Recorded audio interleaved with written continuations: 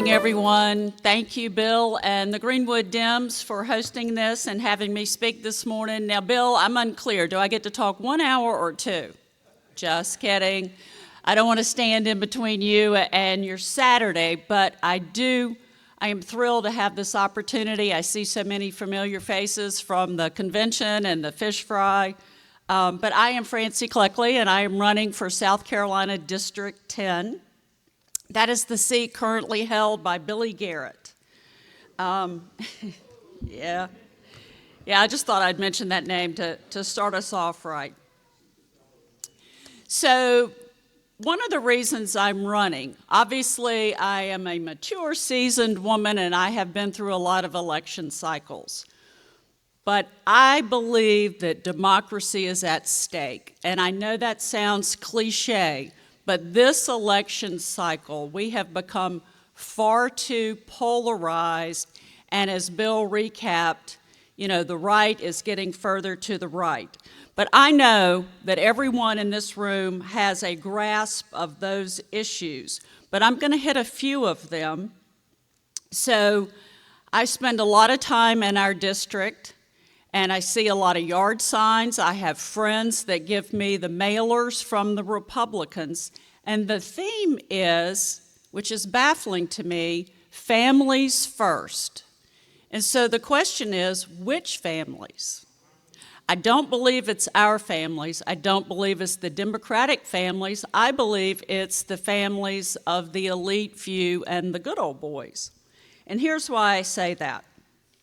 So first, we take away basic reproductive freedoms. Big issue. I think when you become a parent is one of the most important decisions of a lifetime. That's based on your income, your housing, your relationship, your health care. But now what we have are government-mandated pregnancies. And so we've got to change that.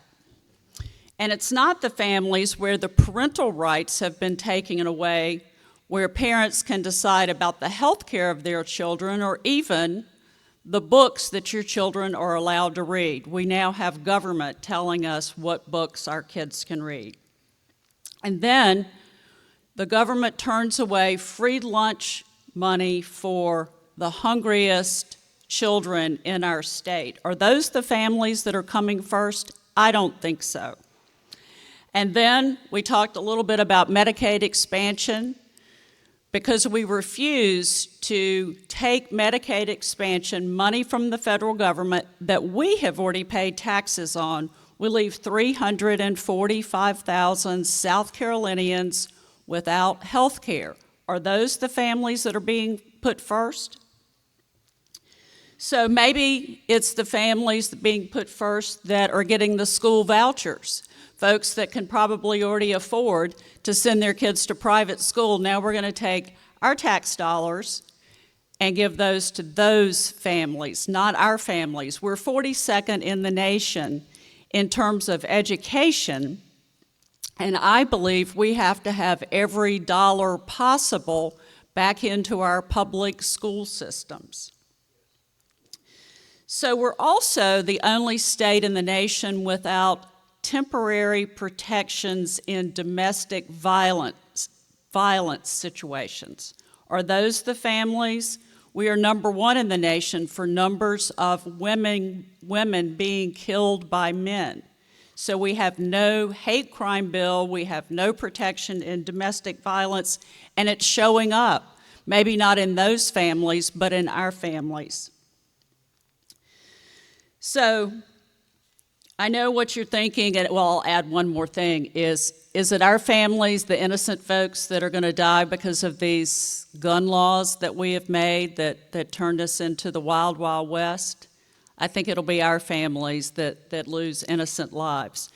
So I know what you're thinking. So come June 11th, I need your vote. My opponent and I will be in the primary, and the winner of that will go against one of the 4 white men that are running in the Republican primary. So I'm going to tell you a little bit about who I am, because I know what you're thinking. There's big-haired old white girl, you know, what does she have to do with us? And so I've been accused of being, is it a flopper or a flipper or a flip-flopper? Anyway, look at my voting record. You know, voted for every Democratic president since Jimmy Carter. I think that was my first presidential election. But I'll tell you a little bit about who I am as a person and my professional background, which I think demonstrates my ability to do the job on day one. So I was born and raised in Bennettsville, South Carolina, and if you don't know where that is, that's up near Florence, it's Marlborough County, and I call myself a coin-op laundromat heiress. My parents were not educated. I'm not even sure we had high school diplomas, and what they knew was hard work. My dad worked full-time at the Pepsi-Cola plant. He had 3 or 4 coin-op laundromats on the side and a vending business. I vividly remember my dad would swing by, pick me up, and we would go load vending machines after he got off work in the afternoon. I was the envy of most kids because he had a truck filled with candy bars. To this day, I'm still just not into candy bars. I guess it was because, you know, I could have all of that. And so my mom ran a yarn shop out of our dining room and kept the books for all the vending business and the laundromats. And so I did come from humble beginnings, but my parents worked hard with one goal in mind, and that was for me to get a college education. And I was the only one in my family to do that, and my children that followed. I value education, and I certainly am not happy with the education system that we have here in South Carolina and want to do more about that. But I worked hard, and I did get a college education, and then I found myself in the federal government where, because of my upbringing, I knew what hard work was, and I worked very, very hard and became an executive in the federal government. But meanwhile, I was raising 2 children as a single parent. I do remember the days of stopping by after ball practice to get a chicken basket and a 3-piece chicken basket, and I was the one that got the wing. Yeah. And clearly I'm a girl that needs, you know, at least 6 wings, if not 8.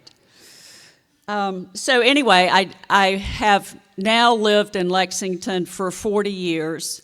And so Lexington is the newly added portion of District 10.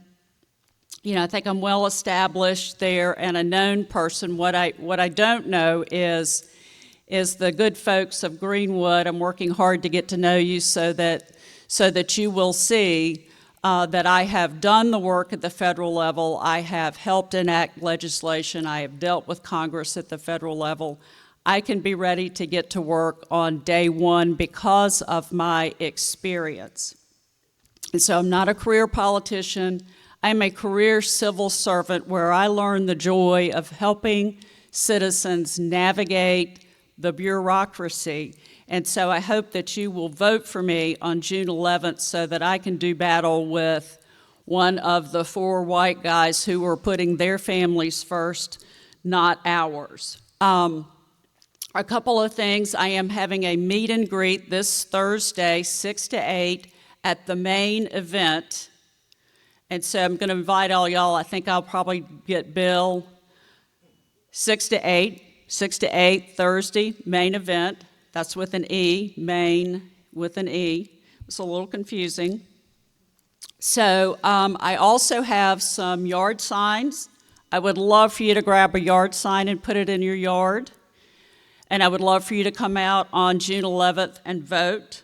The other thing I need are some volunteers to help me in the Greenwood community. We are out knocking doors as we speak. I'll be joining them later on today. But again, I'm Francie Kleckley. I'm running for Senate District 10, and I would love to answer your questions, chat with you privately, but I'm asking for your vote. Thank you, Francie.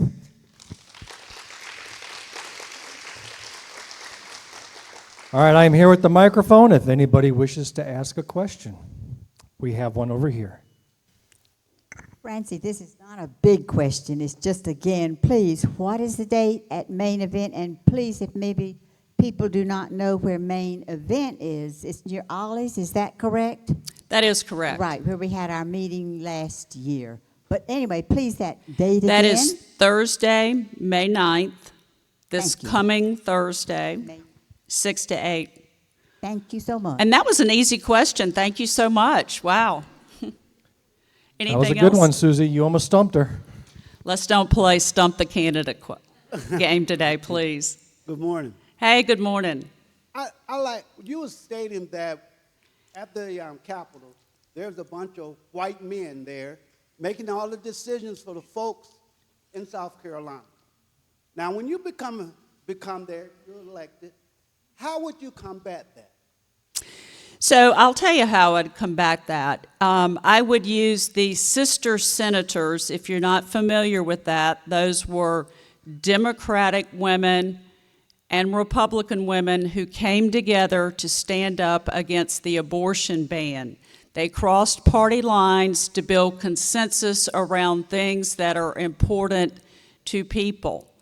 And that's what I did best in my work in the government, is I was able to cross lines within organizations to find out what really mattered the most and what was the commonality of the issue that we could agree on, and then you work from there to build consensus and support for, whether it's a party line or not, for whatever the issue is that I believe are important to the everyday people, the Democrats of South Carolina.